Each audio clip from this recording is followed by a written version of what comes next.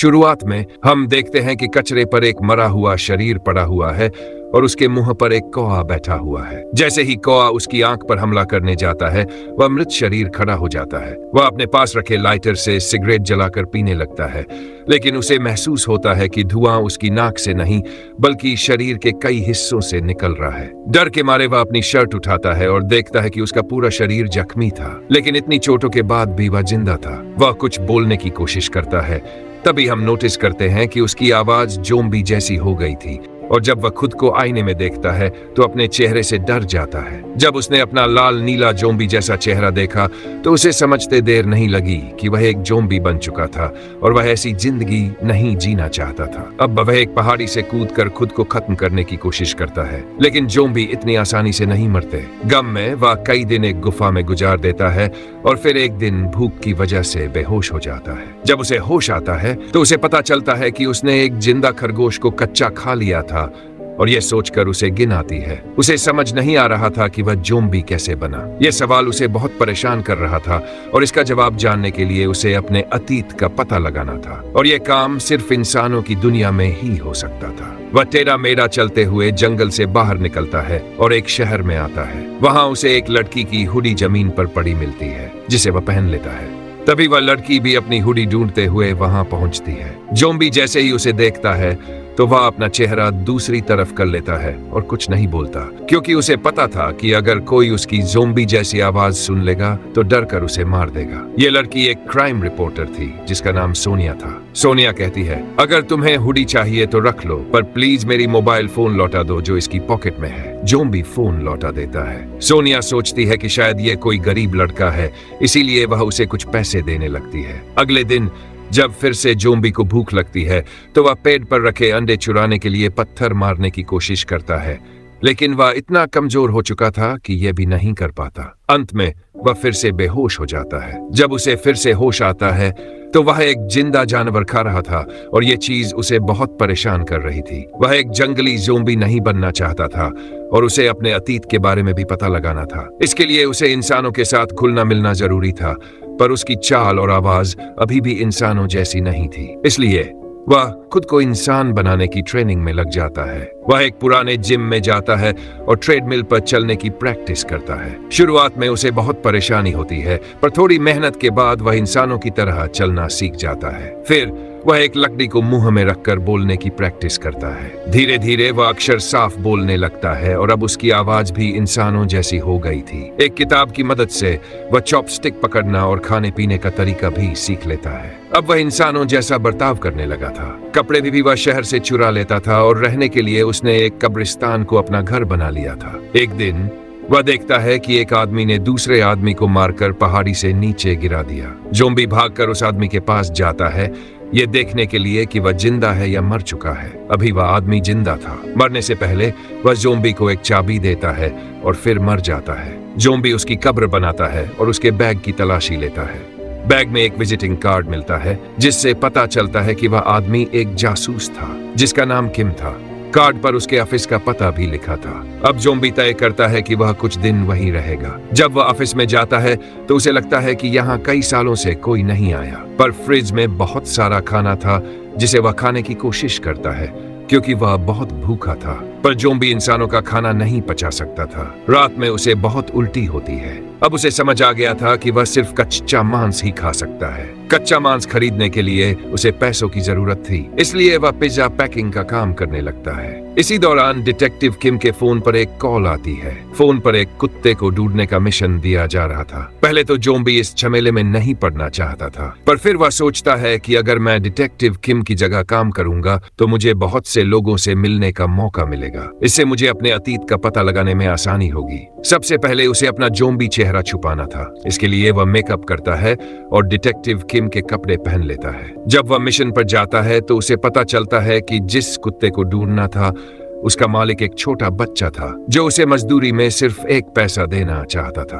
गुस्से में ज़ोंबी बच्चे को डांटता है। तभी पीछे से बच्चे की आंटी आ जाती है जो कोई और नहीं बल्कि सोनिया थी। सोनिया को देखते ही ज़ोंबी वहां से भागने लगता है। सोनिया जल्दी से एक हेलमेट उठाती है और दूर से ज़ोंबी के सिर पर फेंक कर मारती है। ज़ोंबी बेहोश हो जाता है। सोनिया भागकर उसके पास आती है और उसकी धड़कनें चेक करती है, पर उसका दिल तो धड़क ही नहीं रहा था। क्या ये मर गया? ये सोचकर सोनिया एम्बुलेंस बुला लेती है, पर कुछ देर बाद ज़ोंबी अचानक खड़ा हो जाता है और सबको डरा देता है। अब वह बहुत भूखा था। वह एक आदमी को खाने जा रहा था, पर तभी उसे होश आ जाता है। फिर वह पास ही एक कुत्ते को देखता है। वह उसके सामने बैठा था उसे खाने के लिए। तभी उसे इस कुत्ते पर भी दया आ गई। भला ये अच्छा ज़ोंबी किसे खा रहा था? वह भूखा घर में बैठा था। तभी उसे एक घोषणा सुनाई देती है कि कहीं मुफ्त का सूप मिलेगा। जब वह वहां पहुंचता है तो उसे पता चलता है कि मुफ्त का सूप खत्म हो गया है और अब अगर उसे यहाँ सूप चाहिए तो उसे भी डांस करना पड़ेगा। कुछ ज़ोंबी जैसे लोग यहाँ इस होटल के प्रमोशन के लिए डांस कर रहे थे। उसने भी इतना अच्छा डांस किया कि सब देखकर हैरान रह गए। अब सूप पाने का समय था। सूप को छोड़कर वह सीधे किचन में चला जाता है और वहां रखा कच्चा मांस खाने लगता है। ये देखकर वहां का शेफ जोर से चिल्ला उठता है। हम देखते हैं कि सोनिया और उसके दूसरे डिटेक्टिव दोस्त भी इसी होटल में थे, जो ज़ोंबी को मारने के लिए उसकी तरफ बढ़ रहे थे, लेकिन बेचारा ज़ोंबी खुद ही पिट जाता है। ज़ोंबी इस वक्त बहुत पागल सा दिख रहा था। वह वहां से भागकर जंगल में चला जाता है ताकि इस सब से बच सके। अब जब उसके अंदर का ज़ोंबी मूड थोड़ा कम होता है तो वह फिर से इंसानी स्थिति में आने लगता है। इसलिए वह वापस डिटेक्टिव किम के ऑफिस जाने का फैसला करता है। रास्ते में वह एक बच्चे की मौत की खबर देखता है। इस लड़की को देखकर उसे नहीं पता क्या हुआ, पर उसे इतना गुस्सा आता है कि वह स्क्रीन पर ही मारना शुरू कर देता है। फिर अपने गुस्से पर काबू पाकर वह बेचारा ऑफिस में बैठा था।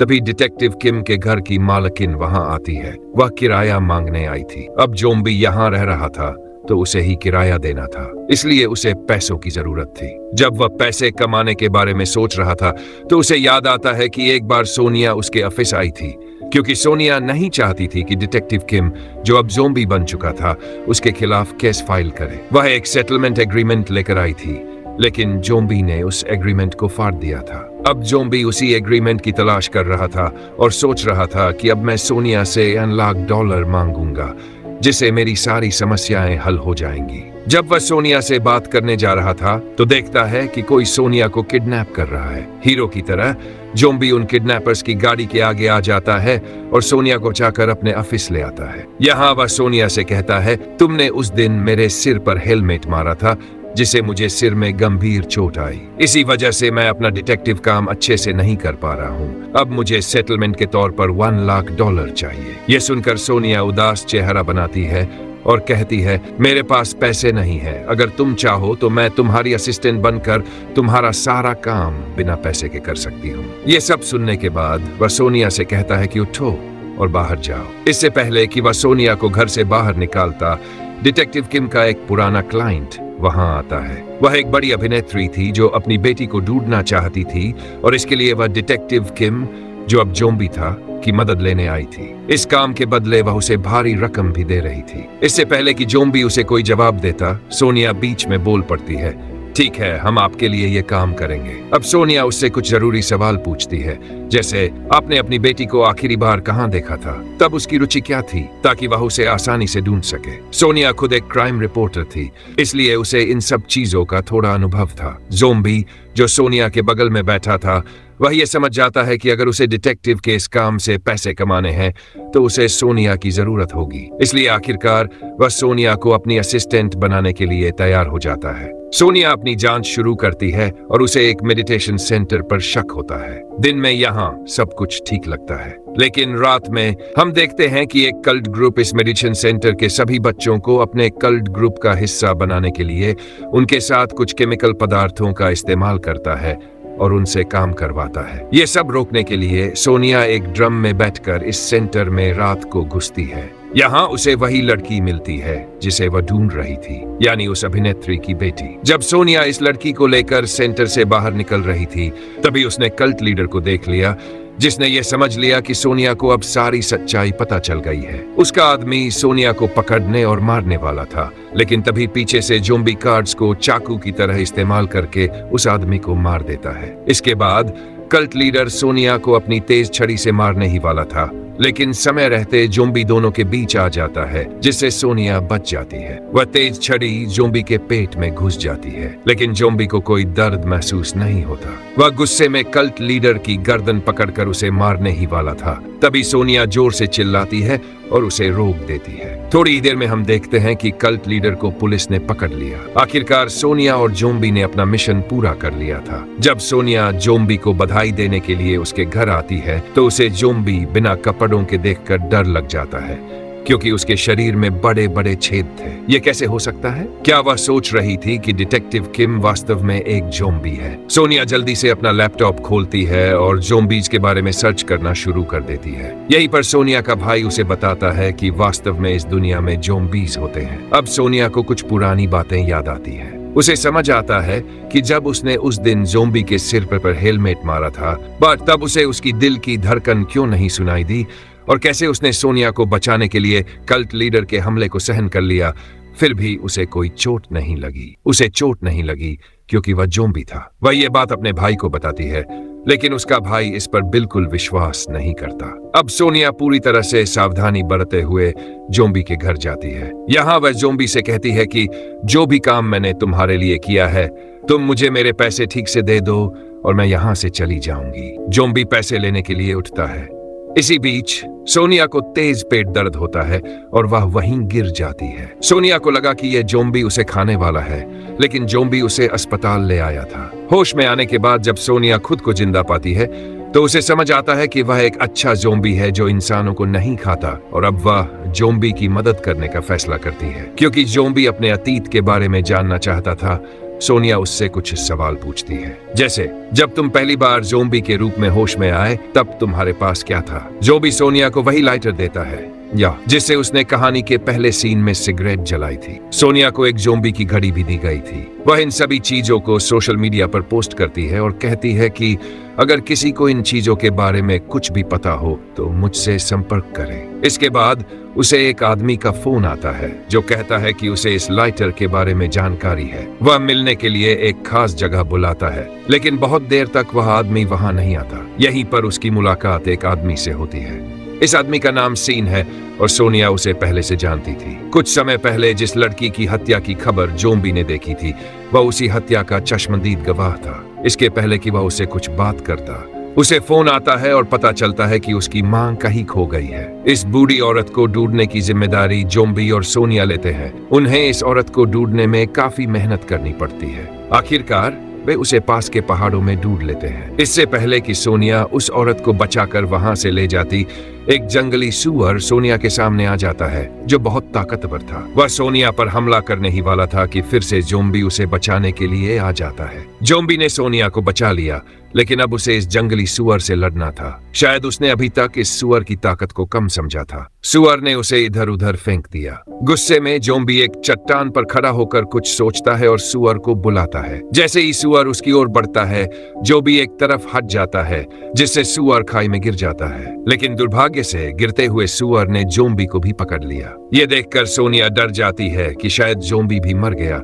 लेकिन थोड़ी ही देर में वह देखती है कि जोम्बी सूअर को एक लकड़ी से बांधकर ऊपर ला रहा था। खैर, अब वे दोनों सीन के पास उसकी मां को लेकर जाते हैं। सीन अपनी मां को ढूंढने के लिए उनका धन्यवाद करता है। यहाँ सीन की मां अपने बेटे की जगह जोम्बी को गले लगाती है और रोने लगती है। ये देखकर जोम्बी को एहसास होता है कि शायद उसकी भी कोई मां होगी जो उसका इंतजार कर रही होगी। कुछ देर बाद जोम्बी सोनिया से कहता है कि उसे मरती हुई लड़की की झलकियां दिख रही हैं, जहां उसके हाथ में एक गुड़िया भी है। सोनिया को लगा कि जोम्बी और उस लड़की के बीच कोई कनेक्शन हो सकता है, लेकिन जोम्बी कहता है कि उसे बस वह लड़की दिखाई दे रही है जिसके हाथ में गुड़िया है। सोनिया और उसका डिटेक्टिव दोस्त उस लड़की की मौत के पूरे केस को कवर कर चुके थे, लेकिन उन्हें उस केस में कोई भी गुड़िया नहीं मिली थी। रात में जोम्बी सोनिया को एक तस्वीर दिखाता है जिसमें मरती हुई लड़की के पास वही गुड़िया थी जो जोम्बी की झलकियों में आती थी। इसके बाद जब डिटेक्टिव अपने ऑफिस जाता है तो वहां का सारा सामान बिखरा हुआ पाता है, लेकिन उसकी कोई भी चीज इधर उधर नहीं की गई थी। न ही कोई पैसे चोरी हुए थे, सिर्फ एक लाइटर गायब था। वही लाइटर जिसकी तस्वीर उसने सोशल मीडिया पर पोस्ट की थी और जिसे उसने सीन नाम के आदमी को दिखाया था। वह समझ जाता है कि यह काम सीन ने किया होगा और इसी से वह यह भी अंदाजा लगाता है कि शायद सीन उसके अतीत के बारे में कुछ जानता है। वह जाकर सीन से अपने अतीत के बारे में पूछता है और सीन उसे बताता है कि तुमने उस लड़की को मारा था। यह सुनकर वह सदमे में आ जाता है। उसे लगता है कि शायद उसने उस लड़की की हत्या करने की सजा के रूप में ज़ॉम्बी का रूप ले लिया है। यह सब जानने के बाद अब वह और जिंदा नहीं रहना चाहता था। वह खुद को खत्म करने के लिए अपने सिर पर ड्रिल मशीन से हमला करने वाला था, लेकिन मशीन खराब हो जाती है और काम नहीं करती। उल्टा उसे करंट लग जाता है और वह गिर जाता है। इसके बाद वह शहर छोड़ने का फैसला करता है। दूसरी तरफ सोनिया मरती हुई लड़की के पिता से मिलती है। उसके घर पर वह लड़की की एक तस्वीर में ज़ॉम्बी को देखती है। बच्चे के पिता को पता चलता है कि ज़ॉम्बी वही बॉडीगार्ड था जो उस छोटी लड़की की रक्षा करता था। आखिरकार सोनिया को ज़ॉम्बी के अतीत की सच्चाई मिल जाती है। वह ये बात जल्द से जल्द ज़ॉम्बी को बताना चाहती है, लेकिन जब वह उसके घर जाती है तो वहां उसे ज़ॉम्बी नहीं मिलता। वह उसके ऑफिस जाती है, वहां भी ज़ॉम्बी नहीं था, लेकिन टेबल पर सीन नाम के आदमी की कुछ तस्वीरें रखी हुई थी। इस बारे में सोचते हुए वह फैसला करती है कि उसे सीन के घर जाना चाहिए और यह बात वह ज़ॉम्बी को मैसेज पर बता देती है। ज़ॉम्बी उसे सीन के घर जाने से रोकना चाहता था, लेकिन उसके फोन में कोई सिग्नल नहीं था और अब सोनिया को सीन से बचाने के लिए ज़ॉम्बी तेजी से उसके घर की तरफ बढ़ता है। यहाँ दूसरी ओर दिखाया जाता है कि सीन और उसकी पत्नी ने सोनिया को कैद कर रखा था, जहां उन्होंने सोनिया को यह सच भी बता दिया कि उन्होंने ही उस छोटी लड़की को मारा था। अब सीन अपनी पत्नी से कहता है कि वह सोनिया को भी मार दे और खुद घर से बाहर चला जाता है। जब सीन की पत्नी सोनिया को मारने आती है तो सोनिया बहुत चालाकी से अपनी रस्सी खोल लेती है। वह इस लड़की से लड़ती है और पास रखे स्प्रे से उसकी आंखों पर मारती है और वहां से भाग जाती है, जहां उसे बाहर ज़ॉम्बी भी मिल जाता है। सोनिया जल्दबाजी में ज़ॉम्बी को यह सच्चाई बताती है कि असल में सीन और उसकी पत्नी ही उस छोटी लड़की के हत्यारे हैं। तुम असल में उस लड़की के बॉडीगार्ड थे। सोनिया के भाग जाने के बाद सीन को पता चलता है कि अब वह अपने घर पर सुरक्षित नहीं है। वह अपनी पत्नी के साथ वहां से भागने की कोशिश कर रहा है, लेकिन तभी पुलिस उसके घर को चारों ओर से घेर लेती है। जब उसकी पत्नी घर के अंदर थी तो पुलिस उसे गिरफ्तार कर लेती है। मजबूरी में सीन को अपनी पत्नी को वहीं छोड़कर भागना पड़ता है, लेकिन सीन बदला लेने का फैसला करता है। वह ज़ॉम्बी को मैसेज करता है और उसे एक सुनसान जगह पर बुलाता है। वह कहता है, कार में तुम्हारे लिए एक गिफ्ट है जिससे तुम्हें अपने अतीत का पता चलेगा। जैसे ही ज़ॉम्बी कार का दरवाजा खोलता है, कार में विस्फोट हो जाता है। सीन को लगा कि वह मर गया, लेकिन सीन ये नहीं जानता था कि वह एक ज़ॉम्बी है और वह कभी मर नहीं सकता। लेकिन इस घटना से ज़ॉम्बी को आखिरकार अपना अतीत याद आ जाता है। उसे याद आता है कि वह उस छोटी लड़की का बॉडीगार्ड था। जब क्रिसमस के दिन सीन ने लड़की को किडनैप किया तो ज़ॉम्बी, जो उस समय इंसान था, उसे बचाने के लिए वहां गया, लेकिन सीन ने उसे बेहोश कर दिया और एक खाई में ले जाकर उसके पेट में गोली मार दी। फिर उसे खाई में फेंक दिया। गोली का निशान अब भी ज़ॉम्बी के पेट में था। ये सब याद आते ही ज़ॉम्बी खड़ा हो जाता है। अब वह सीन को मारने आता है। वह उसे पीते हुए पूछता है, बताओ तुमने उस लड़की को क्यों मारा था? लेकिन सीन कुछ नहीं बताता और उस पर गोली चला देता है। सीन को लगा कि इस बार वह मर गया होगा, लेकिन ज़ॉम्बी फिर से उठकर उसके सामने खड़ा हो जाता है। बार बार गोली चलाने के बाद भी जब वह नहीं मरा तो सीन उसे सिर में गोली मारने का फैसला करता है। अगर वह सिर में गोली मार देता तो ज़ॉम्बी मर जाता, लेकिन इसी समय सीन की माँ बीच में आ जाती है। वही माँ जिसने ज़ॉम्बी को बचाया था। वह ज़ॉम्बी को मिन्हो कहकर पुकारती है। अब ज़ॉम्बी को याद आता है कि उसका असली नाम मिन्हो है, जिसे अब तक सीन अपनी माँ कह रहा था। वह असल में मिन्हो की माँ थी। मिन्हो की माँ की मौत के गुस्से में ज़ॉम्बी ने सीन को मार डाला। अगले दिन मिन्हो की माँ का अंतिम संस्कार दिखाया जाता है। इसके बाद मिन्हो सोनिया से मिलता है और कहता है, डिटेक्टिव का काम करने की कोई जरूरत नहीं है, क्योंकि मैं अब शहर छोड़ रहा हूँ। उसने जो भी पैसा कमाया था वह डिटेक्टिव के नाम पर उसके ऑफिस में छोड़ दिया। उसने सिर्फ अपने लिए थोड़ा सा पैसा और खाना रखा, लेकिन क्योंकि वह बहुत भूखा था, वह अब ज़ॉम्बी मोड में था। वह एक आदमी पर हमला करने ही वाला था, लेकिन भूख के कारण बेहोश हो गया। जब उसे होश आया तो वह अपने डिटेक्टिव ऑफिस में था। उसके सामने बहुत सारा चिकन रखा था। उसे डर था कि कहीं उसने किसी इंसान को तो नहीं मार दिया। तभी सोनिया वहां आती है और कहती है, जब तुम भूखे होते हो तो तुम अपने आपे से बाहर हो जाते हो। ये तुम्हारी ज़ॉम्बी नेचर है जिसे कंट्रोल करने की जरूरत है और इसमें मैं तुम्हारी मदद करूंगी। सोनिया उसके सामने चिकन रखती है, उसे कुर्सी से बांध देती है और कहती है, तुम यहाँ 3 दिन तक रहोगे और खुद को कंट्रोल करोगे। तुम इस चिकन को नहीं खाओगे। सोनिया ऑफिस के बाहर बैठकर उस पर नजर रखती है। लगभग 30 से 32 घंटे बाद मिन्हो जॉम्बी मोड में आ जाता है। सोनिया देखती है कि जब मिन्हो जॉम्बी मोड में आता है तो उसे बहुत ताकत मिलती है। वह रस्सी तोड़ देता है और जानवरों की तरह चिकन खाने लगता है। अब वह सोनिया की ओर बढ़ता है, लेकिन सोनिया पीछे हटती जाती है। मिन्हो के हमला करने से पहले सोनिया नीचे पड़ा फ्राइंग पैन उठाती है और उसके सिर पर मारकर उसे बेहोश कर देती है। जब उसे होश आता है तो सोनिया कहती है, तुम जॉम्बी मोड में बहुत खतरनाक हो जाते हो। अब उसने उसे कंट्रोल करने का तरीका खोज लिया था। वह उसे फ्राइंग पैन दिखाती है और कहती है, इस ऑफिस में रहना ही तुम्हारे और बाकी लोगों के लिए सही रहेगा। इस तरह मिन्हो फिर से डिटेक्टिव किम की पहचान लेने का फैसला करता है। वह सोनिया से कहता है, यह सोचने वाली बात है कि किम को उस दिन किसने मारा था। सोनिया ने पहले ही इस पर रिसर्च कर ली थी। वह कहती है, किम का कोई परिवार नहीं था। वह अपने पिता की कब्र पर गया था और वहीं एक आदमी ने उसे मार डाला। उस आदमी का नाम नापन था। वह अभी तक जेल में था क्योंकि उसने पहाड़ों पर अवैध केमिकल पदार्थों को फेंका था। अब दिखाया जाता है कि वह आदमी जेल से बाहर आ चुका है। उसे पता चल गया है कि डिटेक्टिव किम अभी जिंदा है, जबकि उसने उसे मार दिया था। वह कुछ और डिटेक्टिव से कहता है, इन फर्जी डिटेक्टिव्स यानी सोनिया और मिन्हो पर नजर रखो। किम की हत्या के केस की जांच के लिए सोनिया और मिन्हो उस सैलून में जाते हैं जहां किम आखिरी बार गया था। उन्हें पता चलता है कि किम एक आदमी पर रिसर्च कर रहा था जिसका नाम डॉक्टर नो था। वह अपने अस्पताल में जानवरों पर अजीबोगरीब एक्सपेरिमेंट करता था। जब ये लोग डॉक्टर के क्लिनिक जाते हैं तो मिन्हो उसे पहचान लेता है। वह कहता है, यही आदमी था जिसने किम को मारा था। पीछे से डिटेक्टिव डॉक्टर से कहता है, यह आदमी तुम्हारे क्लिनिक आया था। डॉक्टर उस डिटेक्टिव को मिन्हो को किडनैप करने का काम देता है, लेकिन वह हर बार असफल रहता है। आखिर में डॉक्टर खुद मिन्हो के ऑफिस जाता है। वह उसे केमिकल से बेहोश कर देता है और अपनी लैब में ले आता है। डॉक्टर कहता है, मैं अपनी पत्नी से बहुत प्यार करता था, लेकिन वह मर गई।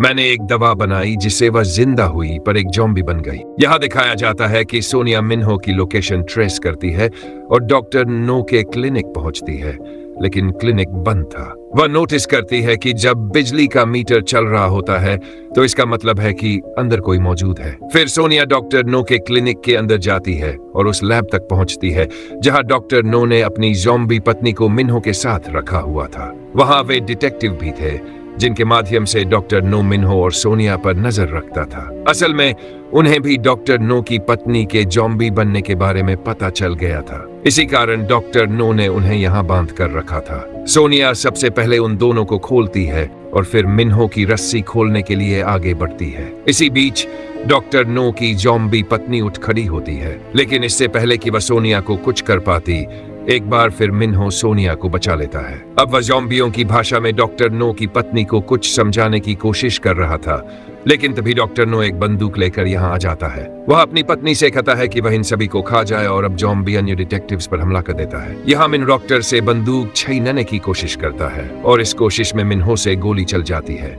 डॉक्टर की ज़ॉम्बी पत्नी के सिर में गोली लगती है, वह मौके पर ही मर जाती है। यह सब देखकर डॉक्टर एक बार फिर से दुखी हो जाता है और अपनी पत्नी के पास बैठ जाता है। जैसे ही मौका मिलता है, सोनिया पुलिस को बुला लेती है। पुलिस डॉक्टर को अपने साथ ले जाती है और आखिरकार ये लोग सोचते हैं कि उन्होंने डिटेक्टिव किम के मर्डर केस को हल कर लिया है, लेकिन अब उन्हें आने वाली बड़ी समस्या के बारे में कुछ पता नहीं था। जिस पुलिस कार में डॉक्टर नो को ले जाया जा रहा था उसका एक्सीडेंट हो जाता है। डॉक्टर नो ने अपनी खुद की बनाई हुई दवा ले ली थी, जिसकी वजह से मरने के बाद वह भी ज़ॉम्बी बन गया। जैसे ही उन्हें यह पता चलता है, वे डॉक्टर नो को पकड़ने के लिए एक जाल बिछाते हैं। वे उसकी मृत पत्नी को मुर्दा घर से चुरा लेते हैं, लेकिन डॉक्टर नो उनके अनुमान से कहीं ज्यादा चालाक था। वह अपनी पत्नी के पीछे जाने के बजाय सीधा मिन्हो के घर आ जाता है। यहाँ वह मिन्हो पर हमला नहीं करता, बल्कि सोनिया को उठा लेता है। इससे पहले कि वह सोनिया को ले जाता, सोनिया का एक डिटेक्टिव दोस्त आ जाता है और उस पर बंदूक तान देता है। लेकिन डॉक्टर नो को इससे कोई डर नहीं लगता, क्योंकि वह जानता था कि वह एक ज़ॉम्बी है और इन छोटी गोलियों से मरने वाला नहीं है। अब डॉक्टर नो चालाकी से उसके हाथ से बंदूक छीन लेता है। इससे पहले कि वह सोनिया या किसी और को गोली मार पाता, सोनिया पहले ही उसकी बंदूक छीन लेती है जिसे मिन्हो ने पकड़ रखा था। अगर मिन्हो चाहता तो वह डॉक्टर नो के सिर में गोली मार सकता था, लेकिन डॉक्टर नो जानता था कि मिन्हो एक दयालु इंसान है और उसकी सोच बिल्कुल सही थी। अब वही दो डिटेक्टिव्स जो मिन्हो और सोनिया का साथ दे रहे थे, 4 मास्क लेकर वहां पहुंचते हैं। सभी मास्क पहन लेते हैं और डॉक्टर नो द्वारा बनाया गया केमिकल जो ज़ॉम्बियों को बेहोश कर सकता था, उसे डॉक्टर नो को सूंघाते हैं। डॉक्टर नो बेहोश हो जाता है, जिसके बाद वे चारों अपने मास्क हटा देते हैं। एक लड़का डॉक्टर नो को चेक करने जाता है कि वह सच में बेहोश है या सिर्फ नाटक कर रहा है, लेकिन अचानक डॉक्टर नो उस लड़के को पकड़ लेता है। डॉक्टर नो उसका गला काटने ही वाला था, लेकिन उसे बचाने के लिए मिन्हो अपनी बंदूक से डॉक्टर नो के सिर में गोली मार देता है और उसे मार डालता है। इसके बाद मिन्हो दुखी हो जाता है क्योंकि उसे उम्मीद थी कि डॉक्टर नो अपने एक्सपेरिमेंट से उसे फिर से इंसान बना सकता था। उसकी उम्मीद टूट चुकी थी। सोनिया उसे समझाने की कोशिश करती है, लेकिन वह सोनिया से कहता है, मैं इंसानों के बीच एक नकली इंसान नहीं बनूंगा। इसके बाद वह बहुत दूर चला जाता है और सोनिया अपना डिटेक्टिव का काम जारी रखती है। सीन कट होता है और 1 साल बाद का दृश्य दिखाया जाता है, जब सोनिया को एक हैलोवीन पार्टी के लिए निमंत्रण मिलता है। सोनिया इस पार्टी में जाने के लिए तैयार होती है क्योंकि उसे लगता है कि यहाँ शायद मिन्हो मिल सकता है, और उसकी सोच सही साबित होती है। वह देखती है कि मिन्हो सफेद सूट पहनकर पार्टी के बीचों बीच बैठा है। दोनों एक दूसरे के पास आते हैं और तभी उन्हें पता चलता है कि इस पार्टी में किसी का मर्डर हो गया है, जिसका केस अब मिन्हो और सोनिया को ही सुलझाना था। यानी वे एक बार फिर मिल चुके थे।